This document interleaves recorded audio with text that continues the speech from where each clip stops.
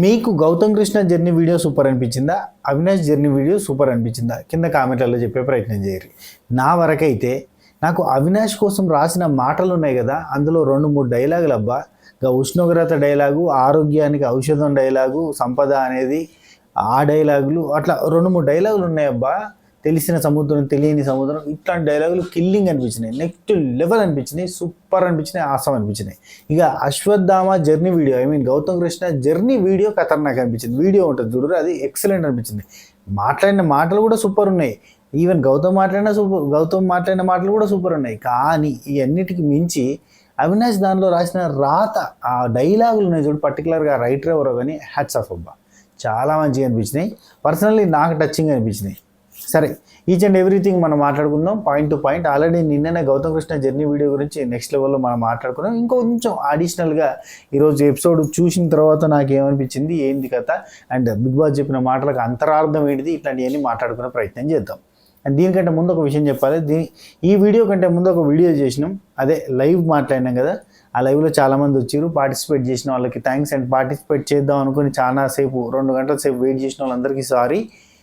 Especially నేను రేపటి నుంచి వెళ్ళి మాత్రం స్ట్రీమ్ యార్డ్ లైవ్కి అయితే రానయ్యా.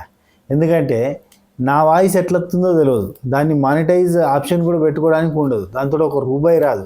అది కాకుండా అంతసేపు మనం అందరం వరుతా అంటే అసలు ఒక పాయింట్ని కన్క్లూడ్ చేసేటట్టుగా నేను మధ్యలో ఒకరిని ఆపలేను. నా మనస్తత్వం ఏంటంటే వాళ్ళని ఆగురబ్బా అని గట్టిగా చెప్పలేను.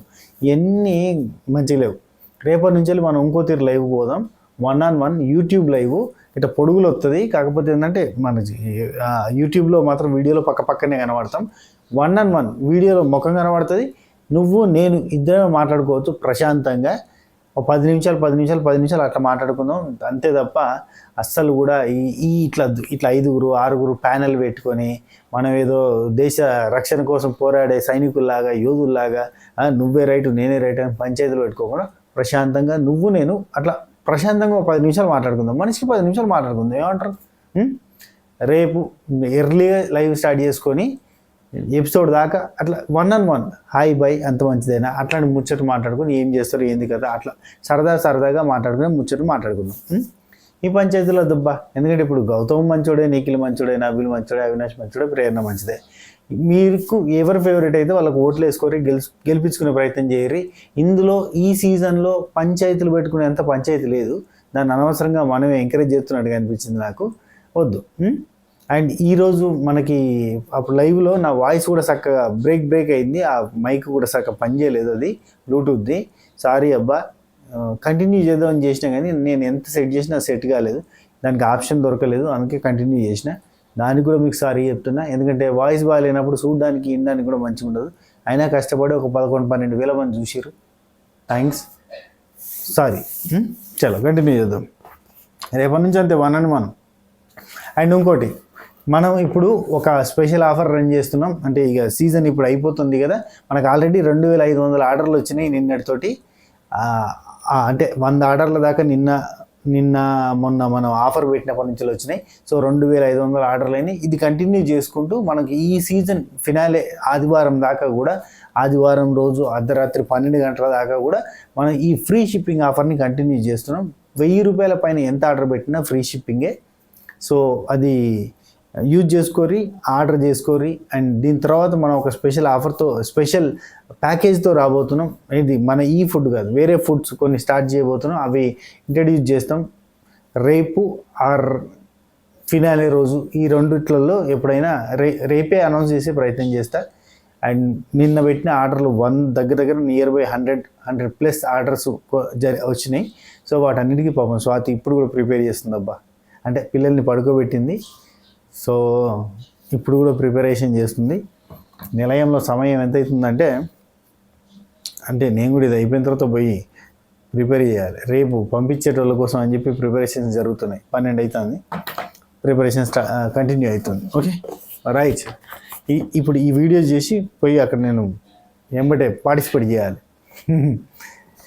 రైట్, చలో స్టార్ట్ చేద్దాం. గౌతమ్ జర్నీ వీడియో అంటే మనకి ఎపిసోడ్లో పెద్దగా ఏం చూపించలేదు అనుకోరే, అంటే ఎపిసోడ్లో మనకి ఏముంటుంది, ఏం లేదు అబ్బా చెప్పడానికి. 9కి పాట వేసిర్రు, డ్యాన్స్ చేసిర్రు. ఏం పాట అది, ఉన్నది ఒకటే జిందగీ. మధ్యలో ఏం చూపించలేదు. 12కి ఏవో ఫుడ్ వస్తే చూపించారు, పాల ప్యాకెట్ లాంటివి. అయిపోయింది. రాత్రి 11కి అని చెప్పి మొదలుపెట్టారు. డైరెక్ట్గా గౌతమ్ కృష్ణ ఎంట్రీ వీడియో, అదే గౌతమ్ కృష్ణ ఏవి కోసం బయటకు ఎంట్రీ వచ్చేది వీడియో ఉంది కదా, అది చూపించారు.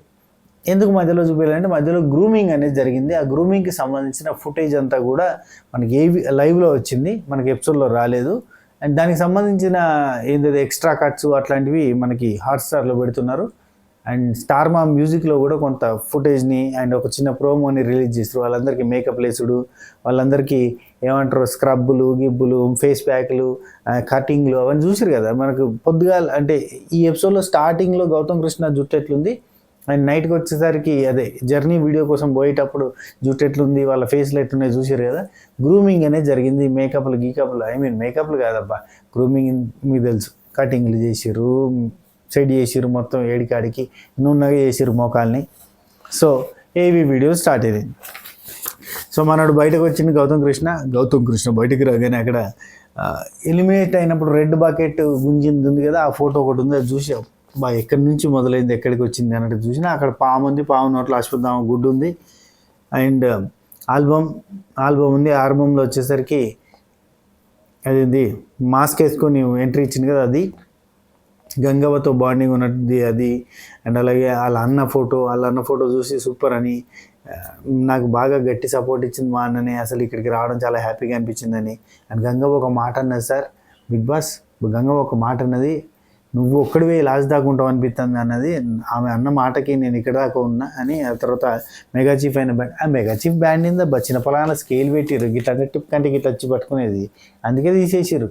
అబ్బా ఈ సీజన్లో మెగా చీఫ్ బాండ్లు ఎన్ని మార్చారంటే, కంటెస్టెంట్లు రోజుకొట్టి తీరుగా మారుతారు కదా, గా టైపులనే మెగా చీఫ్ బాండ్లు మారుతూనే ఉన్నాయి. క్యాప్టెన్సీ బ్యాండ్లు ఏందో రకరకాలుగా చేసారబ్బా. ఆ తర్వాత మధ్యలో ఈ ఎలిఫెంట్ ఫోటోలుగా ఆల్బంలో వీళ్ళ ఫోటోలు దొరకలేదు. ఎలిఫెంట్ ఫోటో ఏంది, మన లయన్వి ఫోటోలు ఎందుకు అవి పెట్టారు? నాకు ఆ ఆల్బంలో ఇంకో 2 ఫోటోలు పెడితే అయిపోద్ది కదా. అండ్ ఇంకోటి అబ్బా, నాకు ఆ గార్డెన్ ఏరియాలో డెకర్ చేసిరు చూడు, అది అస్సలు నచ్చలేదబ్బా. మీకేమైనా నచ్చిందా? అస్సలు నచ్చలే. ఫీల్ గుడ్ ఎమోషన్ ఆ కైండ్ ఆఫ్ థింగ్ లేదు. ఎంతైనా సీజన్ 2 అబ్బా, ఆ లోపల రూమ్లో అవన్నీ ఒక్కొక్కటి చూస్తుంటే ఇట్లా గుర్తొస్తూ ఉంటాయి. పెయింట్లో ముంచిన జాకెట్ ఇప్పటికీ నాకు యాదికి అవన్నీ. ఆ తర్వాత లోపలికి అక్కడికి పోయి నిలబడ్డాడు బిగ్ బాస్. లైఫ్లో నేను సెకండ్ ఛాన్స్ అనేది గట్టిగా నమ్ముతా. సెకండ్ ఛాన్స్ ఇచ్చి నన్ను ఈ ప్రపంచాన్ని పరిచయం చేసిరు మీరు అని చెప్పి చూపించారు కదా. మధ్యలో కొన్ని మాట్లాడిన అన్నట్టు, నేను చాలా నార్మల్ పర్సన్ని, నేను నార్మల్ ఫ్యామిలీ నుంచి వచ్చిన చాలా కామన్ ఒక ఫ్యామిలీ నుంచి వచ్చిన యావరేజ్ బాయ్ని నేను. అట్లాంటిది నన్ను ఇక్కడ నాకు ఇంత పెద్ద ఆపర్చునిటీ ఇచ్చి నన్ను ప్రపంచానికి పరిచయం చేసినందుకు థ్యాంక్స్ బిగ్ బాస్ అని చెప్పి మాట్లాడిండు. అవన్నీ ఎడిటింగ్లో కత్తిరలు వేసారు. సరే, ఆ తర్వాత మనకి బిగ్ బాస్ మామ ఆడ స్టేజ్ మీద మాట్లాడతా నిలబెట్టి మాట్లాడారు. బలవంతుడితో ఎలాగైనా ఎలాగోలో గెలవచ్చు, కానీ అదే మొండోడితో గెలవలేవు అనే సామెత మీకు తెలుసు కదా. అంటే ఇప్పుడు ఏందన్నట్టు, బలవంతుడు ఎవరు, మొండోడు ఎవరు? మీకు అర్థమైంది కదా. బలవంతుడితోటి ఎలాగోలా గెలవచ్చు అంటే మనోడు బలవంతుడు, ఓకే గెలవచ్చు ఎట్లా అట్లా, కానీ మనోడు అంతకు మించిన మొండోడు కాబట్టి గెలుచుడు కష్టం అనే సెన్స్లో చెప్పి, బలవంతుడితో ఎలాగోలా గెలవచ్చు, అదే మొండోడితో గెలవలేవు. మనం నమ్మిన దానికి నిలబడడానికి మొండితనం కావాలి. అందులో నిజాయితీ ఉంది. ఆ నిజాయితీ చివరి వరకు కొనసాగించారు. పోయినసారి వచ్చినప్పుడు చేసిన మిస్టేక్స్ని సరిచేసుకుని పర్ఫెక్ట్ ప్లేయర్గా అనిపించుకున్నారు. నిజంగా చెప్తాను, దానికోసం కృషి చేసింది అని చెప్పిండు. నిజంగా పోయినసారి కొంత ఇమ్మెచ్యూర్గా బిహేవ్ చేసిన, ఈసారి చాలా మెచ్యూరిటీతో బిహేవ్ చేసిన. అండ్ రెండోది వచ్చింది ఆడియన్స్ కోసం అని చెప్పి ఒకటి మనసులో గట్టిగా పెట్టుకున్నాడు.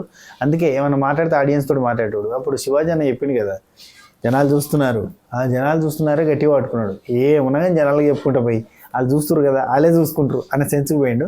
చాలామంది చూసుకుంటారు. ఓటింగ్ గురించి మాట్లాడాలంటే నేను చెప్తున్నా ఇంకా వార్ వన్ సైడ్ అస్సలు లేదు. అండ్ ఇప్పుడు బీభత్సంగా ఓటింగ్ పెరిగింది గౌతమ్కి. If in case you are Gautham fan, no need to worry, నువ్వు గట్టిగా ఓటేసుకో, గెలిచేస్తాడు అంతే.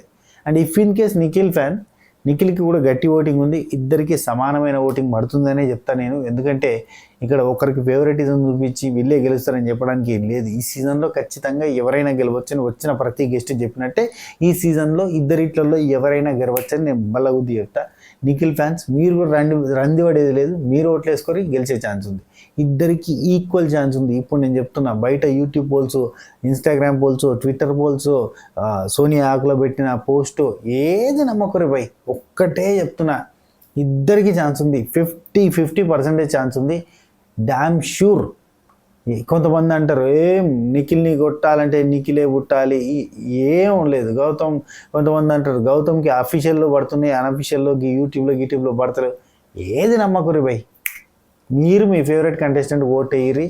గౌతమ్ కృష్ణ ఆర్ నిఖిల్ ఇద్దరిట్లలో నాగార్జున గారు చెయ్యి ఎత్తే వరకు కూడా తెలియదు ఎవరు కప్పు కొడతారో అని. మీకు ఈరోజు రేపే లాస్ట్ ఛాన్స్ ఉంది.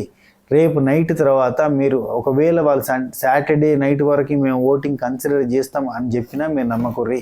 రేపు నైట్ వరకు గుద్దుర్రి. ఎందుకంటే ఎల్లుండి షూటింగ్ ఉంటుంది, ఎల్లుండి ఫినాలే షూటింగ్ జరుగుతుంది. ఇఫ్ ఇన్ కేస్ వాళ్ళు ఆ రోజు సాయంత్రం వరకు మేము ఓటింగ్ కన్సిడర్ చేస్తామని చెప్పి ఒకవేళ రేపు చెప్పినా కానీ బిగ్ బాస్ మామ, మీరు అవన్నీ ఉంటుందిలే ఇంకో రోజు అని అనుకోకూరు. రేపటి వరకు గుద్దుతూనే ఉండరు. రేపు నైట్ 12 o'clock వరకు గుద్దండి. ఇఫ్ ఇన్ కేస్ వాళ్ళు ఇంకొక రోజు ఎక్స్ట్రాగా టైం ఇస్తే అప్పుడు మళ్ళీ వేసుకోర్రి. అండ్ గౌతమ్ కృష్ణ గురించి కాలేజెస్లో పోతురు, పాల ప్యాకెట్లు వంచుతురు, ఇది చేస్తురు అది చేస్తురు అని చెప్తురు కదా.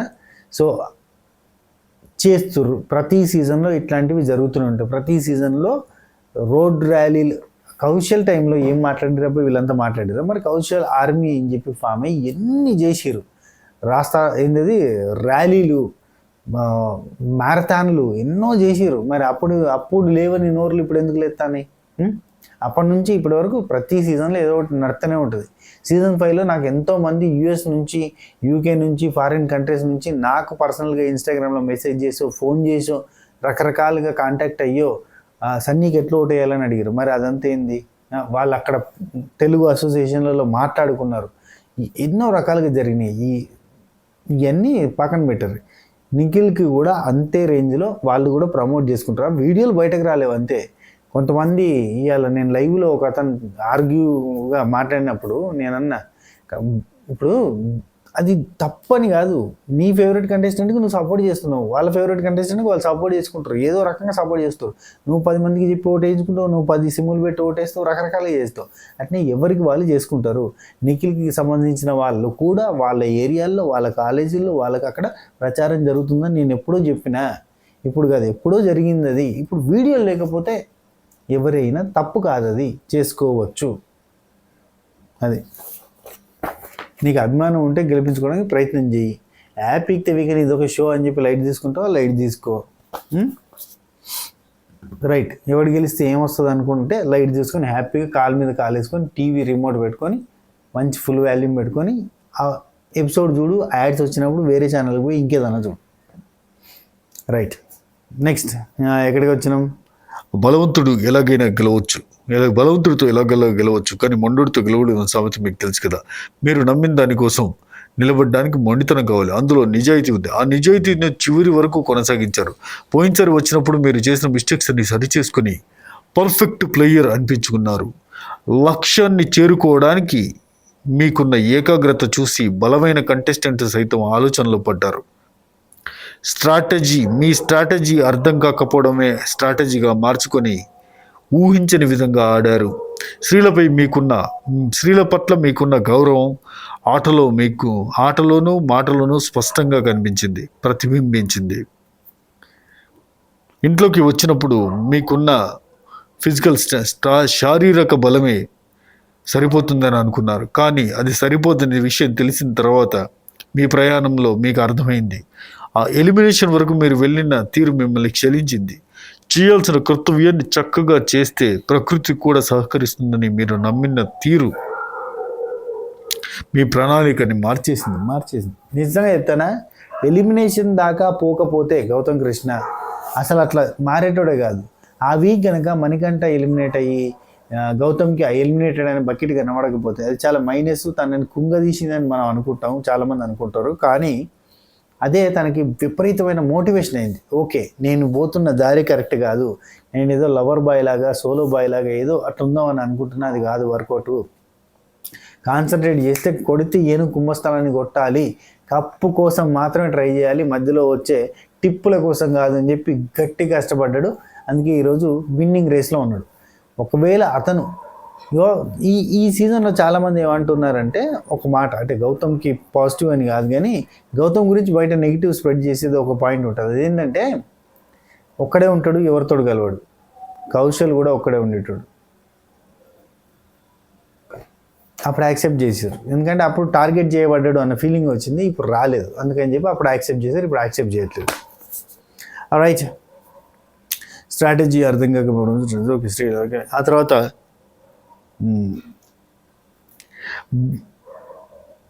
ప్రకృతి కూడా సహకరిస్తుందని మీరు తెలుసుకున్న ప్రణాళికను మార్చేసింది. బుద్ధి బలం భుజబలం కలయికగా పోరాటాన్ని మొదలుపెట్టి పాదరసంలో కదులుతూ ఆటలో ఏ ఆటంకం లేకుండా సాగింది. మీ మనసు కాస్త అల్లరి చేసినప్పుడు, ప్రేమను కోరుకున్న ప్రేమ దొరకపోయినప్పుడు ఆ అల్లరి మీ ఆటని ప్రభావితం చేయలేదు. ఇది గ్రేట్నెస్. అదే అక్కడ ఎలిమినేషన్ బకెట్ మహిమ. ఆ రెడ్ బకెట్ రాకపోతే ఆ ప్రేమ ఆ దోమ అనుకుంటూ తిరిగేటోడు. వన్స్ రెడ్ బకెట్ వచ్చింది కత్తాం, ఓ అయ్యమ్మో రెడ్ బకెట్ వచ్చింది, బకెట్ దాన్ని ఎత్తాం. బిగ్ బాస్ హౌస్లో ఇంట్లో ఉన్న ప్రతి ఒక్కరూ మీకు మానవ సంబంధాలు లేవని, అన్ని ప్రేక్షకుల కోసమే చేస్తారని అవమానించినప్పుడు, నిందలు వేస్తే అది వాళ్ళ ఆటలో భాగమని, ఆ గేమ్లో భాగమని మీకు తెలుసు. అవన్నీ పట్టించుకోకుండా మీరు పంతా మార్చకుండా లక్ష్యం వైపు ముందుకు కదిలారు. నాకు ఇక్కడ ఈ డైలాగ్ బాగా నచ్చింది మనోడి జర్నీ మొత్తంలో. గొప్ప కళలు కనడానికి ధైర్యం కావాలి, అవి నెరవేరాలంటే అచంచలమైన కార్యదీక్ష కావాలి. ఈ రెండు కనబరిచిన మీ ప్రయాణాన్ని చూద్దామని చెప్పి ప్రయాణం స్టార్ట్ అయ్యాం. ప్రయాణంలో ఏమన్నా అసలు ఏం గూస్ బంప్స్ మూమెంట్స్ అంటే అది, అంటే అందరికీ కాదు, గౌతమ్ ఫ్యాన్స్కి, నార్మల్ ఆడియన్స్లో వావ్ చాలా బాగుందిగా జర్నీ అంటారు. Haters always hates. ఎవరైనా ఇప్పుడు నిఖిల్ని హేట్ చేసే అతనికి ఈ జర్నీ వీడియో ఎంత అందంగా చూపిస్తున్నా మంచిగా అనిపించకపోవచ్చు. గౌతమ్ కృష్ణని హేట్ చేసేటోళ్ళకి గౌతమ్ కృష్ణ ఏవి ఎంత మంచిగా చూపించినా మంచిగా అనిపించకపోవచ్చు. Like that. అవినాష్ చేవి వీళ్ళిద్దరి ఫ్యాన్స్కి మంచిగా అనిపించకపోవచ్చు. Like that. చూసిరా గౌతమ్ కృష్ణ జర్నీ వీడియోలో ఎల్లో కార్డు గౌతమ్కి రావడానికి, యష్మి ఇవ్వడానికి కారణం ఎవరు అనేది ఒక వీడియో క్లారిటీ ఇచ్చి చూపించాను. అర్థమైందా మీకు? యా, వీడియోలో మనకు ఓపెనింగ్ అశ్వత్థామ 2.0 అది ఉంది కదా, పాత ఏంది ఓపెన్ ద డోర్ అనగానే ఓపెన్ అయింది చూసిరా, పాతది. అప్పుడు ఆ సీజన్లో ఓపెన్ ద డోర్ అంటే ఇప్పుడు ఓపెన్ ద డోర్ అయింది అన్నట్టు అట్లా చూపించారు. అండ్ పాత సీజన్కి ఈ సీజన్కి కలిపి చూపించిన విధానం ఖతర్నాక్ అనిపించింది. అండ్ అప్పుడు ఎట్లయితే ఎలిమినేట్ అయిపోయాడు, ఎట్లయితే ఆర్గ్యుమెంట్ చేసిండు, ఏమేమి జరిగింది, అప్పుడు ఏంటంటే ఒక మంచి ఎక్స్పీరియన్స్డ్ పర్సన్తో ఫైట్ పెట్టుకునేసరికి ఆయన ఎక్స్పీరియన్స్ ముందు ఇతని ఫైట్ నిలబడలేకపోయింది. ఇక్కడ మనకి ఏవీలో అశ్వత్థామ 2.0 అని చెప్పి ఓపెన్ ద డోర్ అనడం, సీజన్ 7 క్లిప్స్ అన్ని ప్లే చేశారు. ఆ తర్వాత ఆది ఆడవాళ్ళకి సెలవు ఇవ్వడం, ఆడవాళ్ళ గురించి ఆలోచించడం, ఆడవాళ్ళకి వంట చేయడం, మొత్తం ఆడవాళ్ళ కోసం చేసేది ఇతను ఒక్కడే అన్నట్టుగా హైపర్ ఆది అనేది, హెల్తీ బాయ్ అని నాగార్జున గారు అనేది, రోహిణితోటి చిన్న ఫన్నీ ట్రాక్, యష్మితోటి ఆ క్రష్ ఆ ట్రాక్, మణికంఠ తోటి అది, అండ్ టోటల్గా ఆ తర్వాత అశ్వత్థామ అంటే ఫీల్ అవ్వడము, అశ్వత్థామ అంటే హట్ అవ్వడం, ఆ తర్వాత అశ్వత్థామ బ్యాక్ అని చెప్పి అనడం. సో ఇట్లా వెళ్ళిపోతాడు అనుకున్న కంటెస్టెంట్ ప్రేక్షకుల దగ్గర ఇప్పుడు ఫినాలిలోకి వెళ్ళిపోయేటట్టున్నాడని చెప్పి హైపరాది చెప్పిన డైలాగు ఇవన్నీ చూపించారు. అశ్వత్థామకి చావు లేదు, అశ్వత్థామ ఈజ్ బ్యాక్ అనేది, రా రా రా రా రా రా రా రా అనే మ్యూజికే చూపించారు. ఆ తర్వాత ప్రేరణతోటి ఫైట్ అయింది, పృథ్వీతోటి ఫైట్ అయింది, యష్మితోటి ఫైట్ అయింది, నబిల్తోటి ఫైట్ అయింది, నిఖిల్తో ఫైట్ అయింది, అక్క పంచాయతీ ఉంది, ఇట్లా అన్ని పంచాయతీలు చూపించారు. కట్ చేస్తే ఇక్కడ అంతా కూడా అంటే రాయల్ క్లాన్ వాళ్ళు ఓజీ క్లాన్ వాళ్ళతో లొల్లి పెట్టుకున్నట్టు కనబడ్డది. అంతే కదా. కానీ ఆ రైవలరీ లేకపోతే ఇక్కడ దాకా రాకపోయేటాడు కదా. నెక్స్ట్ ఆ ఎల్లో కార్డ్ ఇష్యూ చూపించారు. ఆ తర్వాత ఎమోషనల్ కంటెంట్ ఇదే కదా ముగింపుల ఇన్ని సాగదం రేజింగ్ పాయింట్స్ అవన్నీ చూపించారు. అండ్ రవణ పొగిడింది, సన్నీ మచ్చ పొగిడింది, అమర్దీప్ పొగిడింది, షోయల్తో పాటుగా గౌతమ్ కృష్ణ వాళ్ళ అమ్మ వచ్చి పొగిడింది, చెప్పింది, ఇవన్నీ చూపించారు. ఆ తర్వాత షేర్ और చీతా లడేతో క్యా హోతా హై అంటే షేర్ జీతా హే అని చెప్పి నబీల్ అంటే కభీ కభీ చీతా బీ జీతా హే అని చెప్పి అనేది. అంటే అప్పుడప్పుడు చిరుత పులులు కూడా గెలుస్తాయి, ప్రతిసారి సింహమే గెలవదు, అప్పుడప్పుడు చిరుత పులులు కూడా గెలుస్తాయి అని చెప్పి ఒక డైలాగ్ వేసిండు. మ్యాక్స్ అనుకుంటే ఏదో సాంగ్ భలే ఉందబ్బా, ఆ సాంగ్ కూడా వేసారు. ఇక ఇక్కడ జర్నీ అయిపోయిన తర్వాత గౌతమ్ కృష్ణ ఫుల్ ఎమోషనల్ అయిపోయి సీజన్ 7 నా లైఫ్లో మర్చిపోలేని మెమొరీ అనుకున్నా. కానీ సీజన్ 8 నాకు అంతకు మించి అనిపించింది. సీజన్ 7 పక్కకి వెళ్ళింది. ఇది సీజన్ 8 అనేది నా లైఫ్లో ఒక మైల్ స్టోన్ లాంటిది. అమ్మ నాకు వచ్చేటప్పుడు చెప్పింది, ఎవరిని ఇన్ఫ్లుయెన్స్ చేయకు, నువ్వు ఇన్ఫ్లుయెన్స్ కాకు అని చెప్పింది. సో నేను ఎవ్వరి కోసం కాదు, నా కోసం నిలబడతాను అనుకున్నా, నా కోసం నేను పోరాడాలనుకున్నా, ఆడిన. అండ్ ఇది చూసి మా అమ్మ ఖచ్చితంగా గర్వంగా ఫీల్ అవుతుంది. నేను మధ్యలో ఏదో అనుకున్నా, కానీ ఆ తర్వాత నేను ఒక్కడినే నిలబడతాను అనుకున్నా. మా అమ్మ మాటలు గుర్తు చేసుకుంటూ ముందరికి వచ్చిన, డైవర్ట్ కాకుండా డీవియేట్ కాకుండా ముందరికి పోయినా ఫోకస్డ్గా అని చెప్పిండు. లిటరలీ విపరీతమైన ఫోకస్ తోటి ముందరికి పోయిండు. ఎవరితో ఫ్రెండ్షిప్ పెట్టుకోలే, ఎవరితో రైవలరీ కావాలని పెట్టుకోలే, అట్లా ముందుకు వెళ్ళిపోతూనే ఉన్నాడబ్బా. బిగ్ బాస్లోకి వచ్చేటప్పుడు మా అమ్మ చెప్పింది, నువ్వు ఎవరి గురించి కాదు, నీకోసం పోరాటం చేసుకున్నట్టు చెప్పింది. అండ్ మా అమ్మ ఖచ్చితంగా ప్రౌడ్గా ఫీల్ అయ్యిద్దని అనుకుంటున్నా అని చెప్పిండు. ఆ తర్వాత నేను నా జీవితంలో నేను కమాయించుకోవాలని అనుకుంది ఇజ్జత్ రెస్పెక్ట్ సంపాదించుకోవాలనుకున్నా, అది సంపాదించిన ఈరోజు చాలా హ్యాపీగా అనిపిస్తుంది అని చెప్పిండు. ఆ తర్వాత బిగ్ బాస్ ఇక చెప్పిండు మామూలుగా ఓవరాల్గా, అమ్మ నాన్న తర్వాత గురువు, అయితే మీరు నాకు ఈ లైఫ్లో గురువుతో సమానులు. సో బిగ్ బాస్ మీరు నా గురువు, నా జీవితం తీర్చిదిద్దిన గురువు మీరు, శతకోటి పాదాభివందనాలని కాలు మొక్కిండు. అండ్ లాస్ట్లో అమ్మ నాన్న కోసం బతకండి, అమ్మ నాన్నల తర్వాతనే వాళ్ళు మించిన దైవం లేదు అని చెప్పేస్తే అక్కడికి అయిపోయింది. లోపలికి ఫోటోలు పట్టుకొని పోయిండు, అది చూసి అందరూ మురిసిపోతారు, అది కావాలి. నెక్స్ట్ రాత్రి 1:30 అయింది. రాత్రి 1:30కి మళ్ళీ సెటప్ అంతా ఉంది. అక్కడ అవినాష్ వచ్చింది, అన్నీ చూసుకున్నాడు. అండ్ ఆయన ఆల్బమ్ వచ్చింది, ఆల్బమ్ చూసుకున్నాడు. ఆల్బంలో ఫస్ట్ ఫైనలిస్ట్ది లేడీ గెటప్ది, రోహిణి తేజ వీళ్ళతోటి ఫ్రెండ్షిప్ బాగుంది. ఎంటర్టైనర్గా మీ తరపున ఇక్కడ చెప్తాడబ్బా, రోహిణి తేజ చూసినాక ఎంటర్టైనర్ విన్నర్ కాలేడు అని మీరు అనుకున్నారు కదా, టాప్ 5 దాకా కూడా పోలేరని. సో మీ తరపున నేను ఇక్కడ ఉన్నా, సో వీడినైతేనా కాదు దేవుని కరికే కానీ అన్నట్టుగా చెప్పండి అన్నట్టు. ఆ తర్వాత అనుతోటి ఆ కిస్ ఫోటో ఆమె వచ్చినప్పటిది, మిస్ యూ అను అని చెప్పి అనుకోవడము, ఇవన్నీ శ్రీముఖితోటి నా బెస్ట్ స్ట్రెంగ్త్ నా బలం నా ఫ్రెండ్ సో అని చెప్పి అక్కడ శ్రీముఖి ఫోటో రావడం. ఆ తర్వాత ఏవి స్టార్ట్ అయ్యాయి.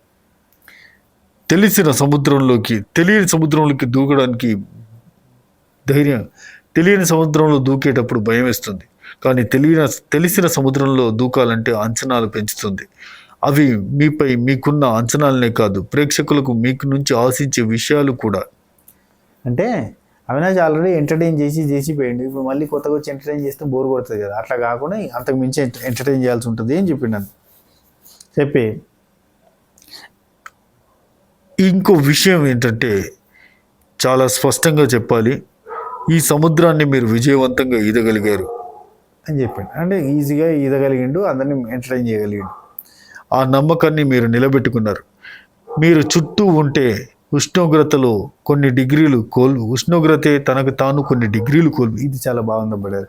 తనకు తాను కొన్ని డిగ్రీలు కోల్పోతుంది. ఎన్ని డిగ్రీలు పొందిన వారికైనా అది సాధ్యమవుతుందో చెప్పండి. ఎంత నవ్వు కూడా చెప్తాడు సార్. ఎన్ని డిగ్రీలు పొందిన వాళ్ళకైనా అది సాధ్యమవుతుందో చెప్పండి అంటాడు అవినాష్. వాళ్ళకి ఫేవరెట్ కంటెస్టెంట్ ఖచ్చితంగా, ఎందుకంటే మనకు కూడా ఫేవరెట్ కంటెస్టెంట్ అంతే. మీరు ఒప్పుకోకపోయినా వైల్డ్ కార్డ్ ముందు వైల్డ్ కార్డ్ తర్వాత అంతే. అందులో Avinash entertainer of the season. నవ్వుకున్న బలం అదే కదా. ఇక్కడ మీకు కొందరే స్నేహితులు, కానీ అందరూ మీకు ఆప్తులే. ఓటపిల్ చేసుకోవడానికి అది వేరే వాళ్ళకి ఇవ్వడానికి ధైర్యం కావాలి. రోహిణికి ఇచ్చిండ్రు కదా, అది సూపర్, అసలు మామూలు విషయం కాదు. మీకు అవసరం అయింది తెలిసినా కానీ పక్కన వాళ్ళకి ఇంకెంత అవసరమో తెలుసుకొని మరి ఇచ్చారు చూడు, అది ఇంకా గ్రేట్ అని చెప్పాను. Very nice.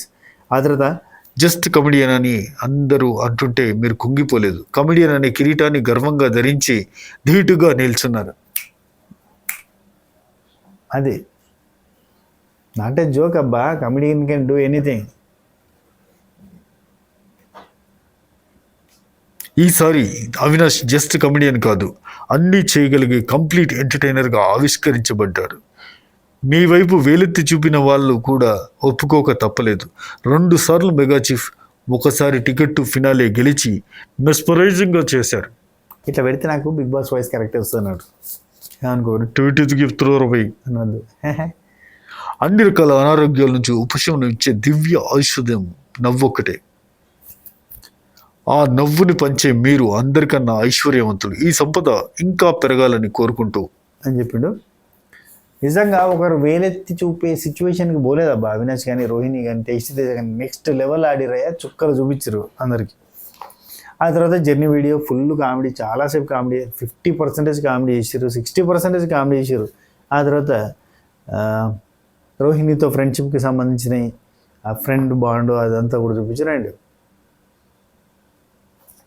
ఆ తర్వాత అవినాష్ వర్సెస్ గౌతమ్ అప్పుడు స్టార్టింగ్లో జరిగిన అశ్వత్థామ పంచాయతీ, అండ్ అవినాష్ వర్సెస్ నబీల్ జరిగిన ఒక పంచాయతీ, అవినాష్ వర్సెస్ పృథ్వీ జరిగిన పంచాయతీ, ఇవన్నీ కూడా చూపించారు. రానకు అనేది ఉంది కదా, అది నబీల్ అండ్ అవినాష్ ఇద్దరు ఫ్రెండ్షిప్ బాండ్ను చూపించారు. టాస్క్లో ఆడిన విధానం, ధీరా ధీరా ధీరా శ్రీరాసుర సుల్తానా అనుకుంటా ఆ పాట మీద యాక్చువల్లీ సలాం రాఖీబాయ్ అటు రేపటికి సరే ఇక పాటలు ఏం పెట్టలేదు, అట్లా నడిపించేసారు. ఆ తర్వాత thank you for entire Bigg Boss team. ఈ ప్రపంచానికి నాకన్నా